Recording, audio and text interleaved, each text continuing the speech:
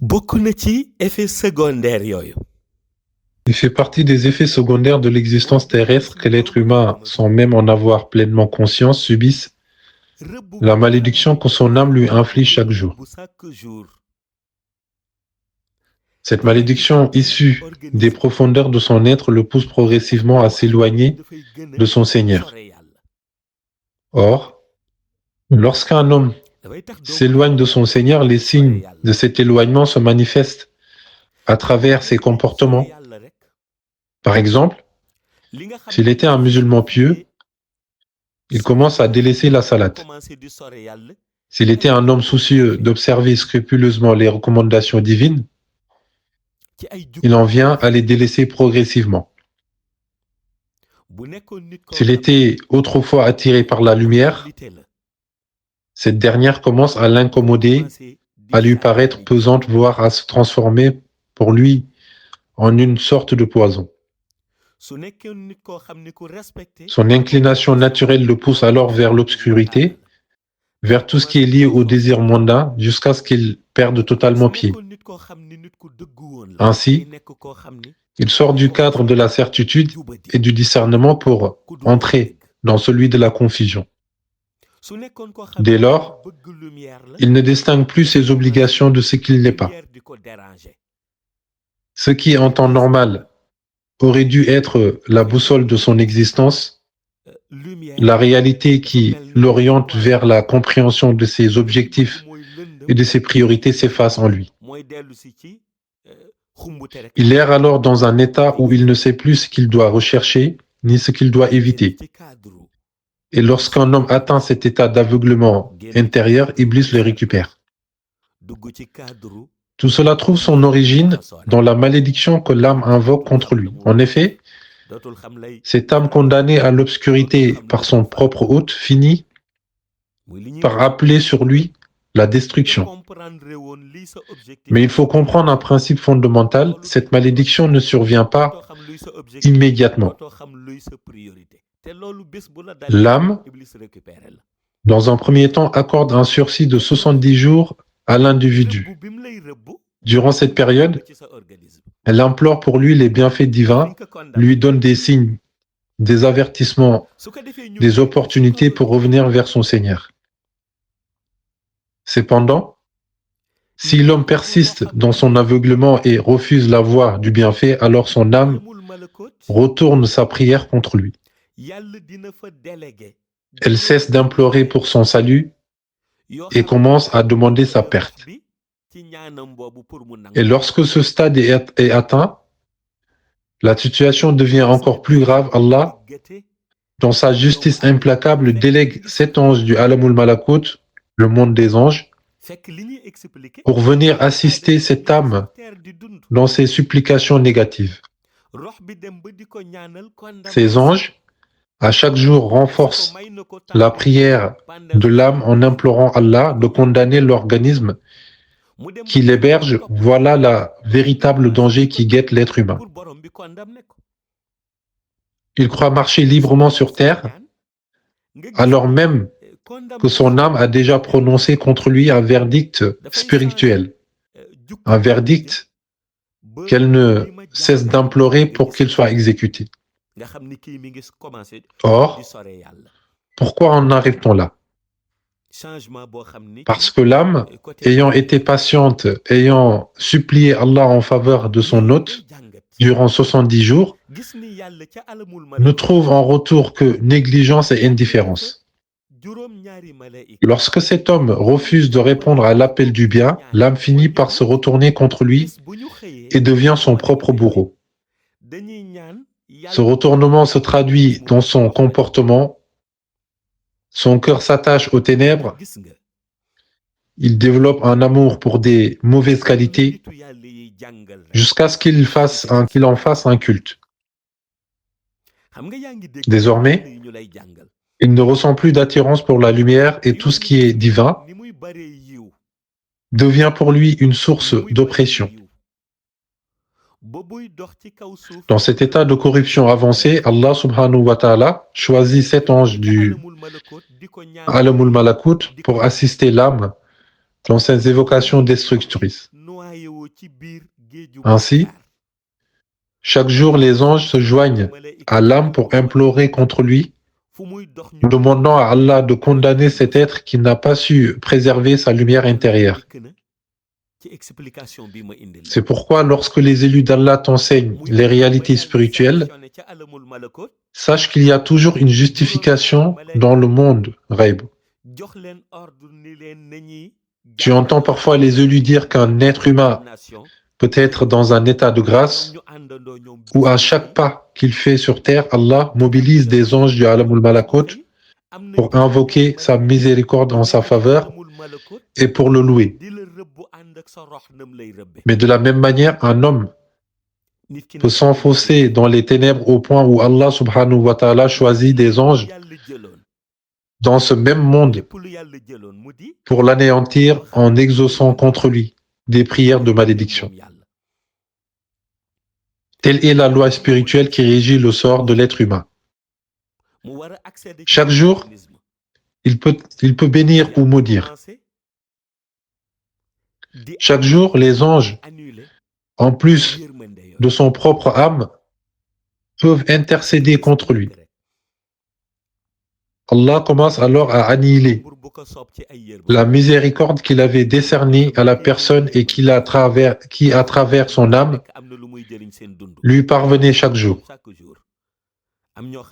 En effet, Allah subhanahu wa ta'ala envoie à chaque individu vivant sur terre une forme spéciale de miséricorde journalière. Certaines personnes reçoivent tous les jours 100 formes de miséricorde dont chacune ayant un impact et un bienfait spécial sur leur vie. D'autres en reçoivent 70, 5, 10, etc.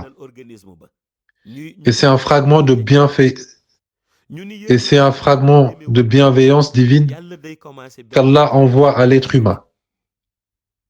Et la source découle de la lumière du prophète Muhammad sallallahu alayhi wa sallam. Ainsi, lorsque les anges en soutien à l'âme commencent à invoquer la malédiction de la personne, Allah entame l'annulation des lignes de miséricorde qu'il avait destinées pour la personne.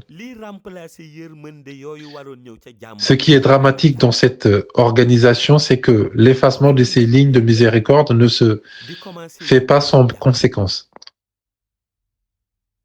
Ne se fait pas sans conséquences supplémentaires, car dès l'instant que les processus de descente de cette mansuétude divine sont stoppés, ils sont automatiquement substitués par la colère d'Allah subhanahu wa ta'ala. Cette dernière entame alors sa descente vers l'être humain. En guise d'exemple, si Allah avait décrété que 10 variétés de sa miséricorde sont livrées à la personne tous les jours, dès l'instant que ces lignes d'acheminement sont coupées, elle se met instantanément en des lignes de diffusion du courroux d'Allah vers la personne. Et c'est à partir de là principalement que sa perdition est enclenchée. À ce niveau aussi, on y perçoit comme enseignement capital qu'au même niveau que l'âme implore la miséricorde d'Allah et ses bienfaits sur l'individu, elle peut également constituer un vrai danger pour l'organisme qui l'héberge. Lorsqu'elle débute son imploration pour la condamnation de l'individu, c'est à ce moment que les anges gardiens de la Guéhenne auront l'autorisation d'ajouter son nom sur la liste de ceux qui finiront en enfer. Observez donc cette organisation méticuleuse du Seigneur et ce processus synchronisé mystiquement qui s'exécute de manière ininterrompue à l'insu de cet homme vivant sur terre qui le néglige profondément. Un processus englobant deux facettes. Une qui est positive pour l'homme et une autre qui lui est défavorable. C'est la raison pour laquelle on doit croire à la réalité selon laquelle tous les procès et événements du jugement dernier ne sont qu'une formalité qui reflète la vie que l'homme a déjà passée sur Terre. On comprend alors qu'une personne peut vivre sur Terre alors que son nom est déjà inscrit sur la liste de l'enfer. Ceci se traduit dès l'instant que son âme commence à le maudire et c'est sa propre âme qui invoque la damnation. De la même manière, c'est cette même âme qui invoquait la bienveillance et les grâces d'Allah sur elle. Ainsi, le cadre essentiel de l'âme ne se limite pas à constituer le moteur vital de l'homme, mais elle va au-delà de cette fonction primaire. Tout ce qui minimise cette fonction essentielle croit que l'âme se limite à l'animation vitale du corps. Or, s'il avait vent de son travail mystique, il saurait que l'âme, à elle seule, peut les guider vers le chemin d'Allah, le chemin de la droiture. C'est pourquoi tous les prophètes ont annoncé à leur peuple que la raison pour laquelle au jugement dernier, il n'y aura aucune excuse, c'est parce que le Seigneur a plusieurs fois envoyé des guides. L'âme de la personne prie donc pour que cette prière, cette dernière chemine vers l'agrément d'Allah et elle supplie également pour qu'elle puisse y demeurer. Si au contraire, elle arrive jusqu'à invoquer la damnation, Allah lui alloue 7 anges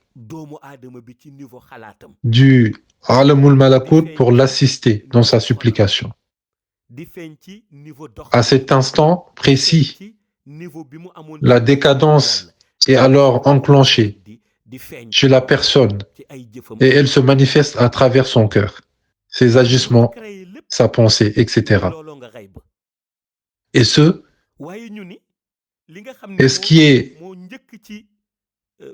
qui est à l'origine de ces conséquences se trouve au ghaib.